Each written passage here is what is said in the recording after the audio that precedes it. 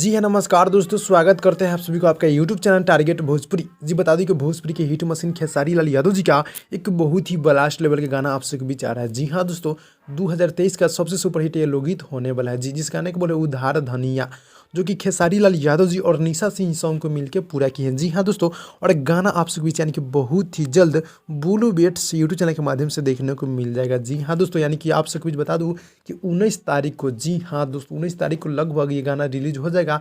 इसका ऑफिशियल यानी कि पोस्टर आ चुका है, बट इसका अभी तक कोई टीजर नहीं आया है। बहुत ही जल्द यानी कि इसका टीजर भी आने वाला है, जो कि फिट में यानी कि वीडियो फिट में यामिनी सिंह जी नजर आने वाली है।